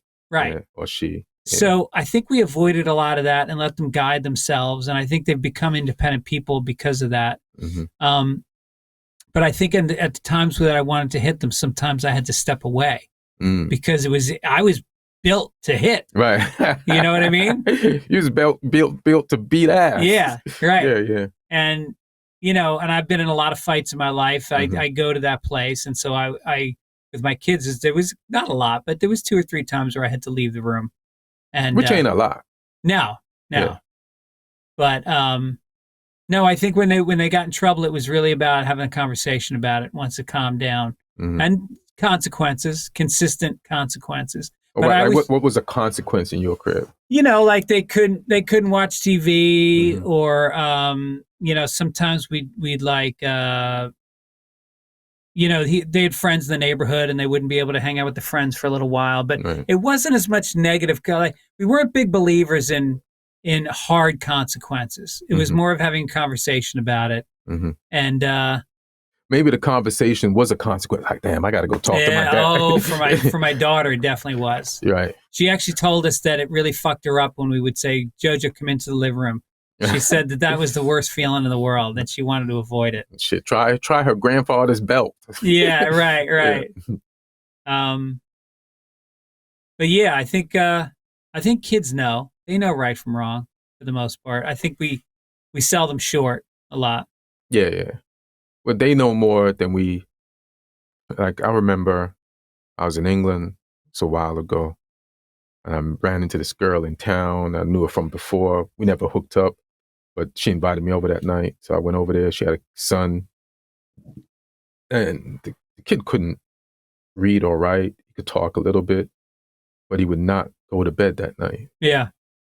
Because he did not want something to happen between me and his mom. Oh, no shit. Yeah, like sexually. Like, but a kid that doesn't know that much. He was how old? Like 7? Maybe 4 or 5. Okay, yeah. But he's like, he's like, you ain't fucking my mom. He could tell how you were looking at her.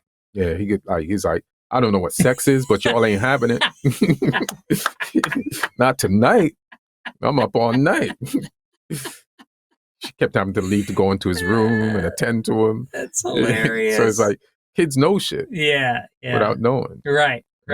Yeah, kids know a lot. And also it was about positive reinforcement instead of negative, like when they did something right. Not praising them, but mirroring it and saying, you built that. Right. You built that by yourself. How does that make you feel? Feel good. Right. Let them know about their own feelings. Yeah. That's good. That's a good, like, self-confidence thing. Right. Yeah. All right. So let's get to, as you know, we always do fastballs with Fitz. Did it before, right? Think so. What'd you think of the Beckham series, by the way? Did you watch that? Yeah, I watched it. I loved it. Because you're a Manchester United guy. Yeah.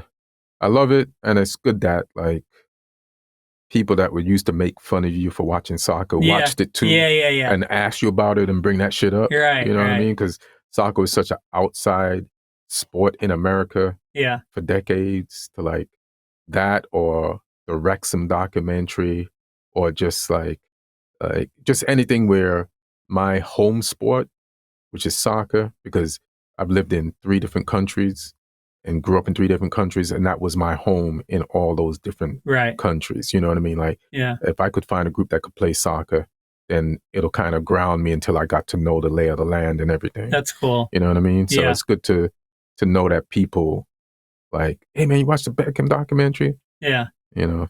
Yeah. That's cool. Yeah. Yeah, I had no idea. Like, I knew about Beckham, but I like a lot of people, I just knew about his celebrity. I didn't know about his prowess on the soccer pitch. Yeah, he was nice. He was nice. Yeah. Yeah. And he was really like, that first goal that he scored when he kicked it like from the midfield and he put it in like there was moments that, I mean, propelled him into being a real icon. Yeah. And, Manchester United trading him was fucking crazy. Yeah, I remember that. That was traumatic for me. Yeah, was it? Yeah, it was more traumatic than you calling your daughter in the room. I was like, what the fuck are they doing? Yeah. I had hair the day before that. That's actually how I lost my hair. You had no grays in your beard? Yeah. But was that, I mean, did you feel like it was depicted right in the documentary? Was it really just that he was becoming too big of a celebrity for the team to be under the coach's control?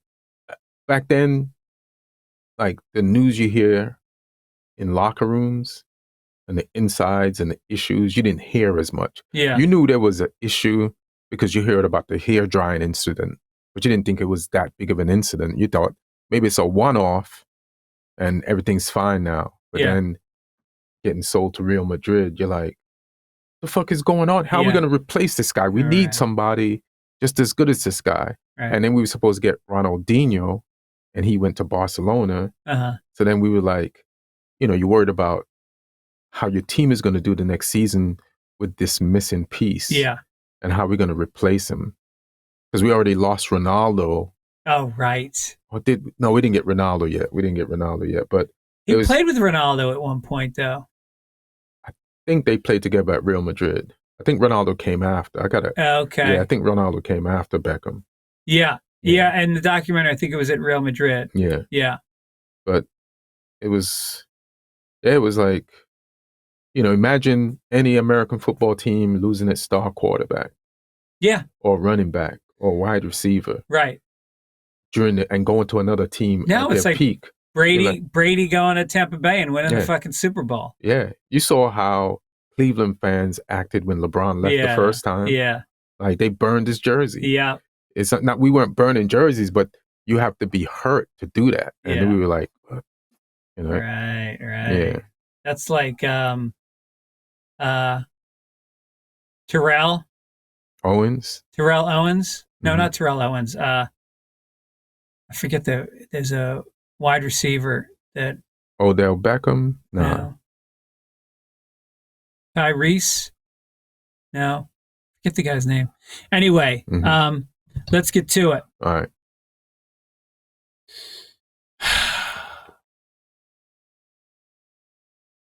Where do you want to travel to?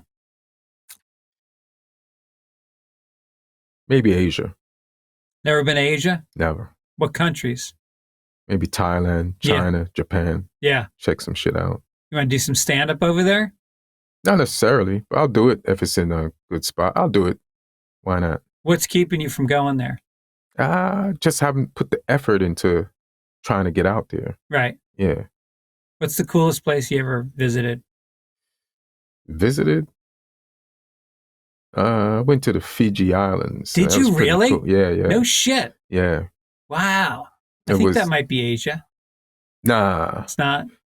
I can't. I don't. Polynesia? It's much more, Pacific. Yeah. Yeah. And we stopped there on the way back from Australia for like 3 or 4 days. Nice. And we landed in Fiji, and then we had to take one of those boats that will get on another plane that lands in the water. No. That slides up to the island, a resort, and you get out, and they sing you on the island. While you're coming on the island, you see them singing other people that have finished their vacation off the island. No way. Get up, and then we just on all exclusive paid, and we just chilling. Damn. Yeah, it was fun. It's fun. Topless beaches, right? Not on that island. No. I mean, if there was and I missed it, I'm pissed. Yeah. All right. Ever saved somebody's life? Yeah. But what are we gonna do? Brag about it? I don't. Yeah, I don't know if I. I don't know if I saved her life or I thought, like, based on movies, right?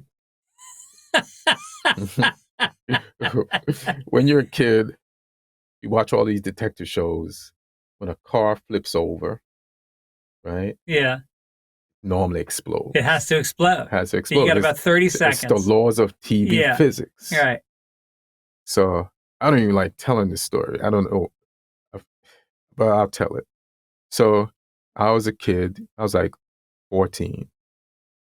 And I went to school in Maypen, which is in Clarendon.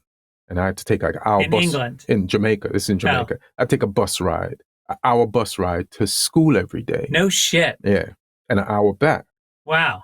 Because you pass an exam and they assign you a high school from wherever you're from. That's the high school you got to go to. So in the evening, we walk from the school to the Maypen, which is the major town where you catch the buses. And for some reason that day, there was no buses, like no buses. And they used to have vans too. And like everybody's just waiting out. What the fuck? No buses? We don't know what happened. Yeah. And one van pulled up. It was like a little bigger than a van. They call it a coaster. It's in between a van and a bus. Mm-hmm. So everybody piled in that motherfucker, right? So everybody piled in that motherfucker. And it was so packed, I just stood up. I ain't hold on to nothing. That's how packed. People hanging out the door, which is a normal thing. Yeah. Conductors hanging out the door. Wind is whipping, like everybody, So the van driver started flying. It's an hour trip. He's flying. It's like the road is empty. And we get into Old Harbor, which is the second major town. And he hits a bump, flies up in the air. The shit rolls over. No. Yeah, it rolls over and lands. All right.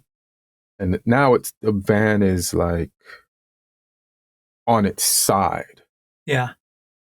It's on its side. So now, like like where the windows are is like the floor. Yeah. Like the side windows. Right. So you're just standing up in the van. I don't know how everybody flipped around.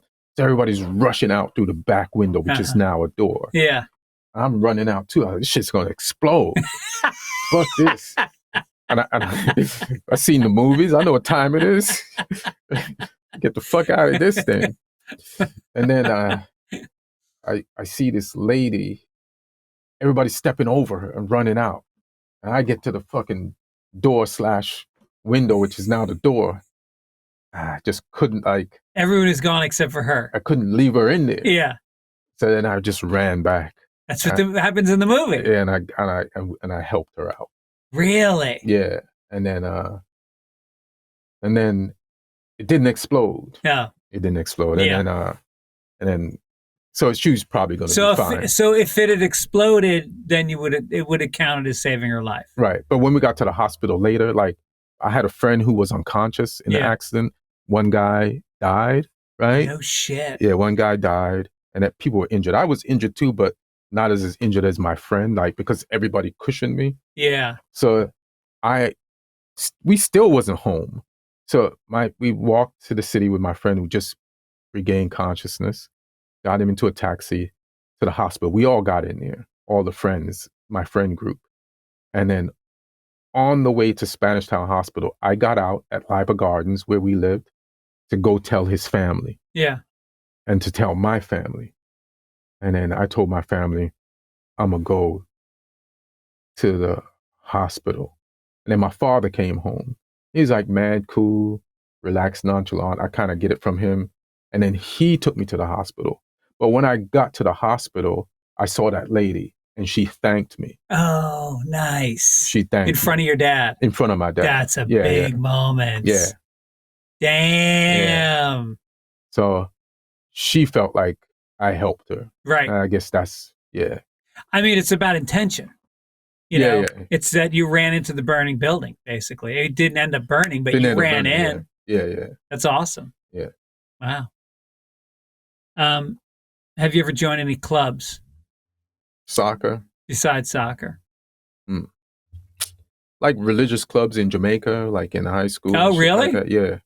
I was a big Christian. No shit. Yeah, I was like also altar boy in the Pentecostal church. Whoa. Shit like that. Yeah. Is Pentecostal like speaking in tongues and all that? Nah, it sounds like it, but it's like really the Church of England. Okay. In Jamaica, it's like Episcopal, the Anglican Church. yeah. Episcopal, yeah. Yeah. Oh, yeah, I guess I forgot the name of that. Wow. Yeah.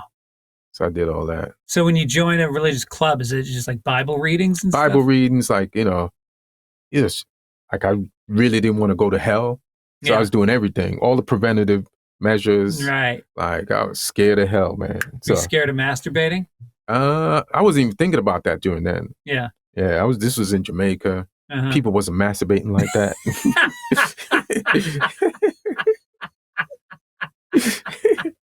I didn't know that about Jamaica. Yeah. Like maybe they are now, but back then we wasn't masturbating like that. Maybe I should join a church group. I would have gotten a lot more done as a teenager. So because I was raised Catholic and I still have like a sense of God, even though I don't have organized religion in my life anymore. Mm-hmm. Do you still have that left over from that belief system? Yes and no. Like there's a spirituality. I remember like in high school, the same high school that I went to, the happened in school where like for the first time as a young teenage adult, somebody came to class and we had a prayer every morning and they asked if anybody wanted to accept God into their life. Right. And I did, and I felt like this strong thing, like life changing. Right. So I carried that with me a lot. And then when I moved to America, there was just like, it was simple. Like there's so many girls and I knew I couldn't sin and like date a girl, just like how your mom didn't want you to live with someone. Yeah. I felt like this torn, but I'm like, I'm young. I need to date and shit. And I was like, but if I do and I have sex or kiss, I'm going to be sinning. Yeah. So I had to like take a departure. I had a conversation with God behind the broiler of the Burger King broiler. I was like, God, I'm going to have to take a break. And I hope in between this break, I don't die and go to hell. Right. But just give me a chance to like explore, and just, maybe I'll make my way back to you or something. Right. But I gotta, they out here and I'm out here. This is not non-masturbating Jamaica no more. Yeah, right. They got the Playboy channel. Yeah. Yeah. I'm gonna and look it didn't come from your parents. It came from you. What? Finding religion. No, they took us to church, and then there was a church in there when we moved back to Jamaica in the community that we all went to. Yeah. And it was fun. Like, it was a group of people my age there. Mm-hmm. Went to Sunday school there. So it just felt natural to just roll into that. Yeah. What else was there to do? You know what I mean? Priest was cool. We respected him. Uh-huh. Didn't touch none of us. No. No, it's just like, all right. No priests ever fucked with me. We had great priests. Yeah. I mean, 90, I don't know what percentage of priests are good, but, In the Church of England, Pentecostal, the priests are married. So our priest had a wife. Right. It's the Catholic priest where you get in trouble. Yeah. That's interesting. I didn't know that about you. Mm-hmm. So you don't go to church anymore? Nah. Like, I'm more into like spiritual stuff. Like, I believe in the universe and God and stuff like that. Yeah. Yeah. I think that's kind of where I'm at. Yeah. I sense a power. I sense like an organization of the universe that isn't random. Yeah. Like, I believe in a higher power because of eyelashes. Eyelashes? Yeah. Intelligent design. Yeah. If you don't have eyelashes, every second of the day, something will blow in your eye. Like, and we just have those. And like, we go months and years without anything just going in our eye. Isn't that bananas? Right. That's why when a girl winks at you, you feel God a little bit. Yeah. That's hilarious. Mm-hmm. So I wonder how God feels about fake eyelashes. You're kind of fucking with him. You're kind of going like, hey, this miracle isn't good enough for me. Yeah, exactly. have you ever not finished a set on stage? Yeah. What happened? Let me see. Because you did Def Comedy Jam twice. Yeah. You got through both 3 of times. those? Yeah. But it's probably sets where I was booed off. Yeah. Yeah, like, or Keys. One time in Atlanta, it was one of those clubs I where heard about that. Yeah, they don't like you. You just perform into dead silence, and you start hearing more. You see them taking the keys out, and you're just panicking, setting up the next joke. And then they start shaking them, and then you're like, oh shit! Damn. I can hear the keys, fam. Black crowds can either take you. They can either take you to the heavens on their wings. They can be the greatest crowds in the world. Yeah. Or they can shake the fucking keys. Yeah. So once the keys come out, it's over. Once one person starts shaking them, it's over. Yeah, somebody's not going to let that person be the only person shaking the keys. I want to join in on the fun. The audience is going to have fun whether you bomb or kill. Right. You know what I'm saying? In a black club. Whether you bomb or kill, they going to have fun at your expense. That's hilarious. So it's like, you're not going to waste their money. That is so funny. Yeah, D. Ray Davis, he has that show at the Improv. Mm-hmm. So I went up there one night. I was like running a TV set. So I wasn't in the moment. Like black crowds don't like it when you feel like you're mailing it in. Yeah. So I go up and I start my set about like, hey, I grew up in blah, blah, and they just weren't buying it. And even though it was only like a 7-minute set, like I they started turning their chairs away from me. Mm-hmm.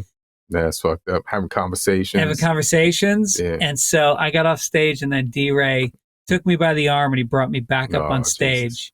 And he took the microphone and he held it, and he put his arms underneath mine to make it look like it was me. And he started narrating what was really going through my head. So he's adding to it. No. It was amazing. The crowd fucking loved it. He started killing, saying what he thought I was thinking while I was bombing. That's funny. Cursing out the audience. And it was fucking hilarious. Yeah, he saved my ass. All right, listen. Ian Edwards, normally I read a comedian's tour dates coming up, but you don't have any because you're gonna be sitting at the fucking in the writer's room, driving to work. I do have a comedy club spot in Kansas, whatever the comedy club is. The Comedy Club, it's called. In Kansas? Yeah. Oh, yeah. So I'm there in February. So really? Yeah. And I wouldn't know because you don't have a website.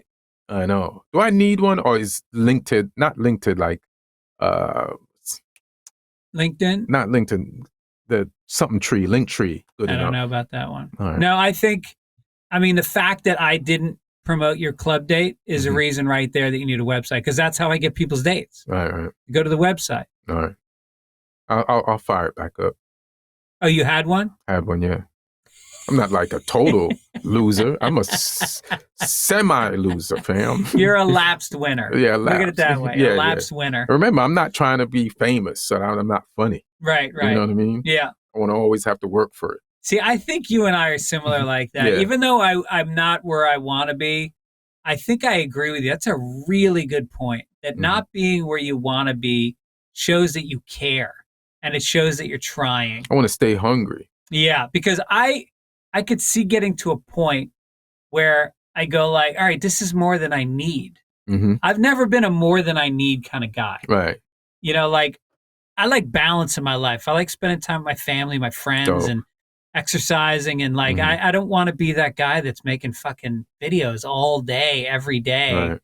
And getting to a point where I'm making so much money that you get some of these comics, what they're making, and they still go on the road. I don't understand 200 nights a year. Yeah, I don't understand that. I'd be like, let's slow down. Right. Yeah. Let's find the spot where I'm making just a little more than I need. Right. Yeah. Yeah. So, all right. So, also. But tell them to follow me on Instagram at Ian Edwards Comic. All right. Follow him on Instagram at Ian Edwards Comic. Yeah. And also check out his special. Didn't Bill Burr produce your last special on Netflix? On Comedy Central. Comedy Central? Yeah. And, Instagram, Twitter? At Ian Edwards Comic. Nice. And I'm on YouTube, too. Okay. Good. Yeah, watch your series. I love your clips. Oh, thanks. They're all up on YouTube. They're very funny. It's a funny premise, and you guys are silly. Appreciate that. Yeah. Roommates. Yeah. Thanks for being on, man. Hey, thanks for having me. Love you, man. Love you too. I'm glad I got to do this one first for the year for you. I know. Yeah. It's an honor. Oh, with you, yeah. Yeah. And it's Okay. dope. See ya. We just what it's do now. Just are they gonna cut it? Shh. Trying to end it.